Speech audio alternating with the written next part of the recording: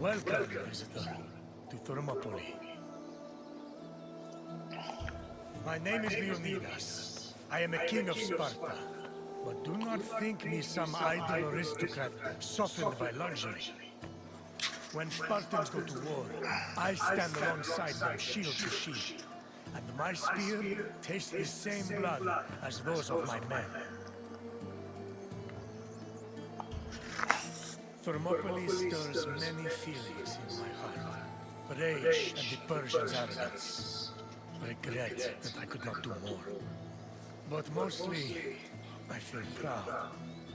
Proud of my city, and of my men, who fought to protect the very soul of the Spartan people. For those few fateful days, they were my brothers. I miss them all. Thermopylae was where a courageous group of Spartans stood amongst other Greek soldiers and held off the forces of King Xerxes, the Persian. When you're done, find me and we'll speak more.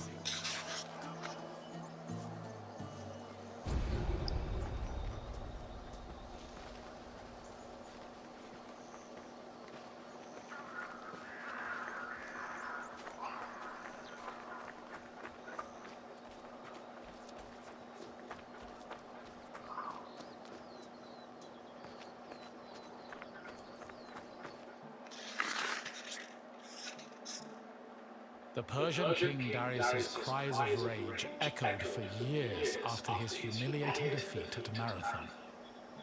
Even after Darius's death, his son Xerxes continued to seek vengeance against the Greeks. According to Aeschylus, Asia was emptied of all its men. Greek spies brought the news of Xerxes' imminent invasion back to their homeland. Afterwards, many discussions were had on the best place to mount a defense. In the end, the Greeks decided on Thermopylae. The area featured a narrow pass that could act as a bottleneck for the Persian army, negating their numerical superiority. It also offered naval advantages, offering the Greek fleets opportunities for flanking. 5,000 Peloponnesian Greeks set up at a fort near the entrance of the narrow passage, otherwise known as the Hot Gates. Leading them was Leonidas, a Spartan king who prided himself on supposedly being a direct descendant of Heracles. Leonidas was accompanied by several elite soldiers who together made up the famous 300 Spartans.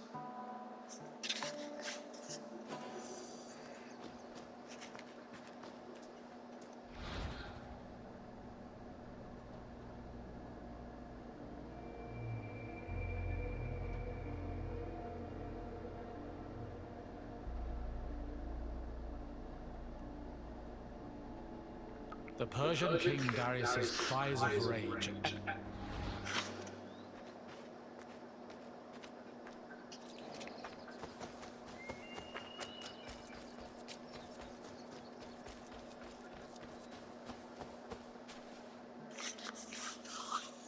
The Persian army arrived in the summer of 480 BCE, preceded by a flood of rumors regarding their strength and numbers. It was claimed they consumed 6,000 tons of wheat every day, and that they dried every river and brook they passed to quench their near insatiable thirst. During their march to Thermopylae, the Persians faced no opposition, and in fact, increased their numbers further by recruiting more soldiers from other Greek cities and places like Thrace. According to Herodotus, the last count of the Persian fleet was numbered at 1,207 boats, mounted by approximately 240,000 men. He estimates the land army, meanwhile, was made up of more than 1 million men. The Greek forces at Thermopylae were heavily outnumbered.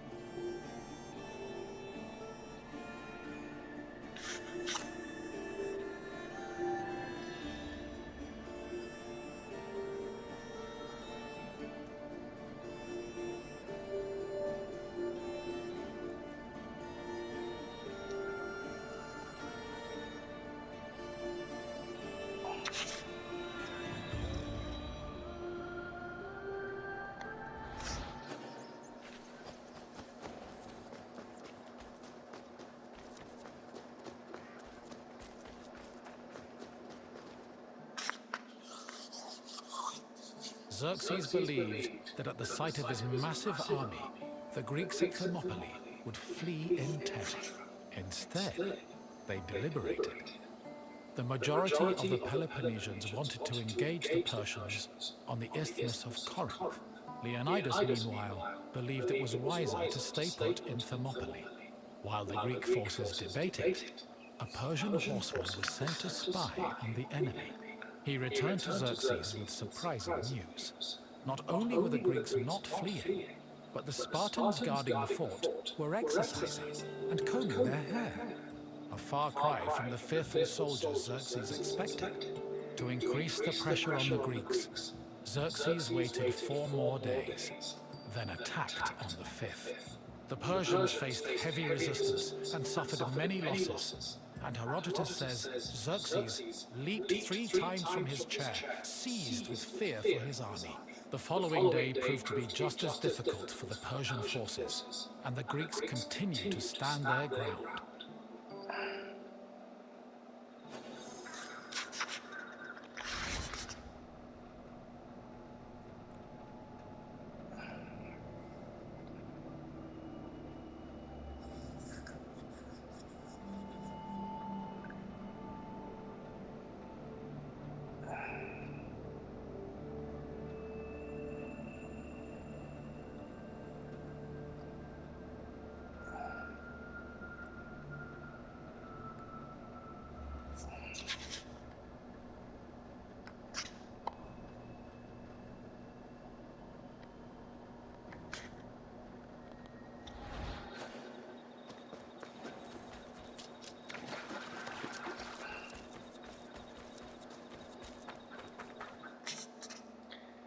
The Persians seemed poised to be held at Thermopylae indefinitely, until an inhabitant from the region came forward with information.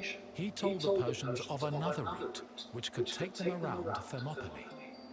A Persian contingent was sent to verify the information. While there were Greek soldiers stationed to guard the route, they were forced to flee from the Persians. Thus, on the 3rd day of the battle, the Greeks were surrounded by their enemy.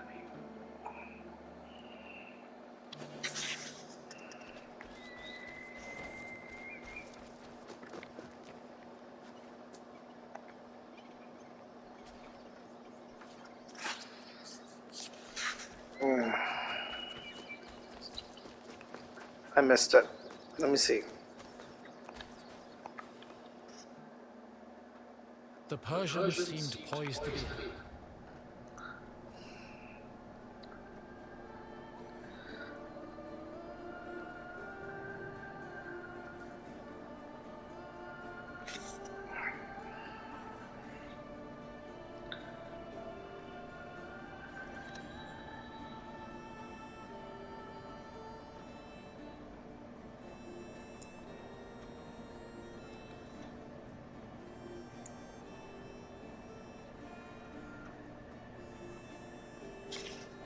at Thermopylae indefinitely. A Persian contingent.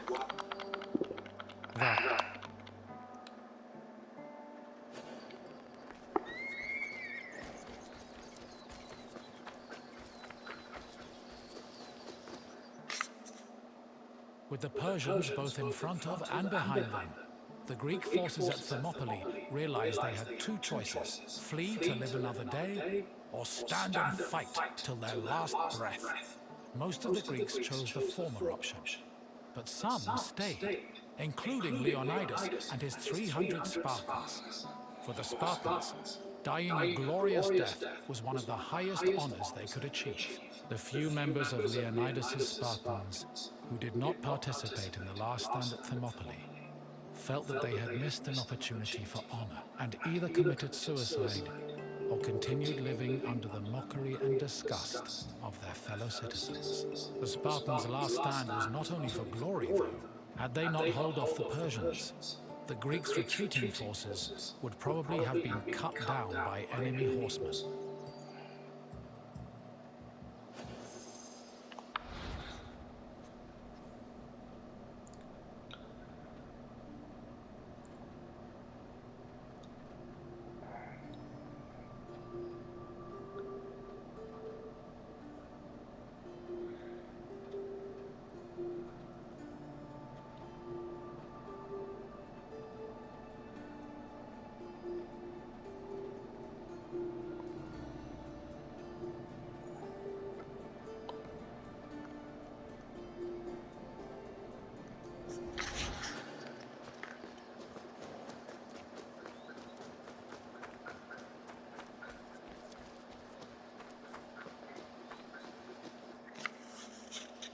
On the morning of the third day, King Xerxes was assured of his victory.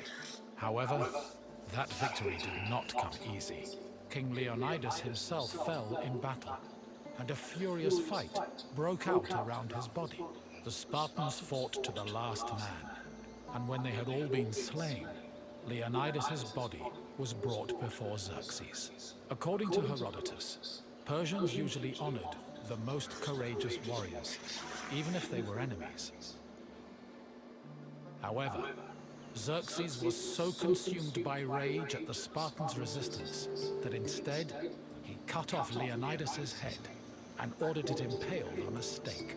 A statue of a lion was later erected on the hill of the Spartans' last stand in honor of Leonidas's bravery.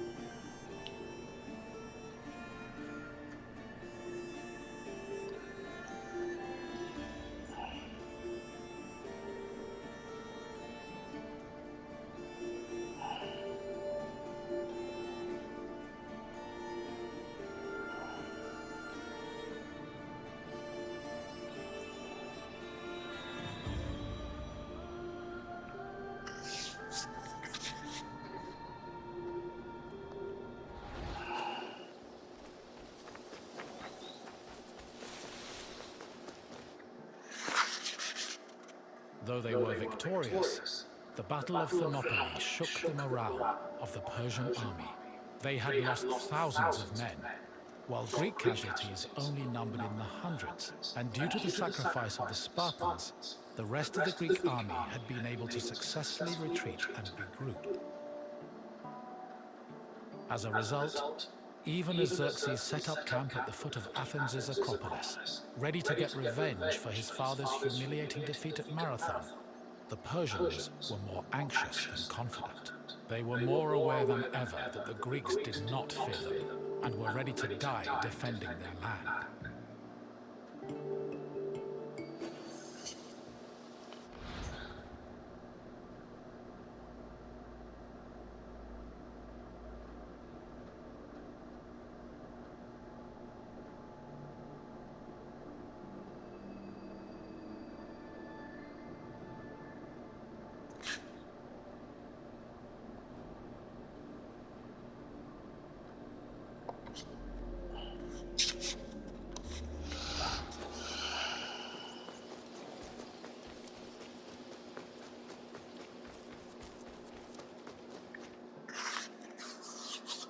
In the end, the Battle of Thermopylae was still a loss for the Greeks. However, the battle gave the Greeks a boost in morale that carried them all the way to their decisive victory over the Persians in the Battle of Plataea in 479 BCE. With the war against the Persians finally won, the Greeks were able to honor the sacrifice of Leonidas and his Spartans with memorials and poems, forever solidifying the glory of Sparta's military prowess. The newfound respect for Sparta was noteworthy, because before the war, the city was seen as no more than a bully who forced itself into the affairs of others.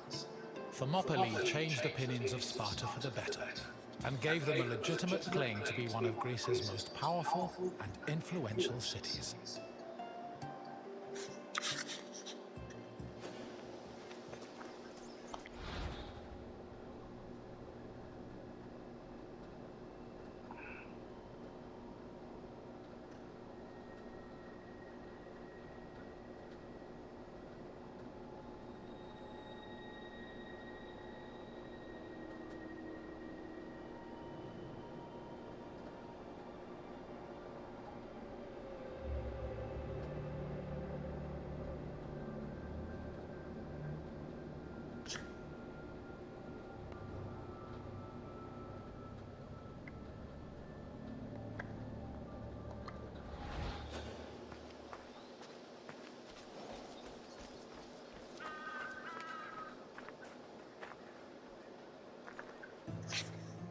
You've finished.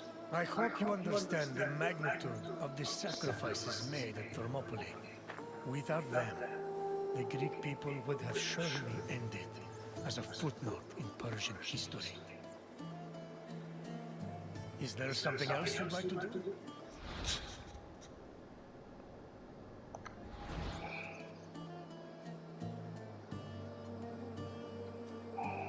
If you think you're ready, let's begin. First question. Who was Xerxes' father?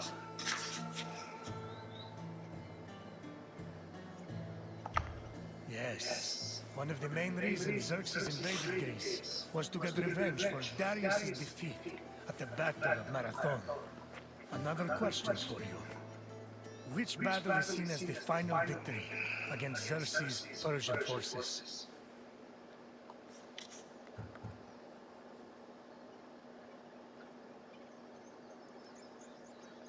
Correct.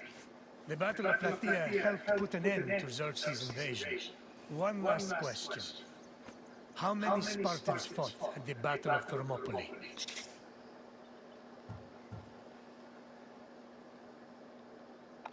Yes, 300 of us stood against Xerxes' forces. You've done well, visitor. I have no more questions for you.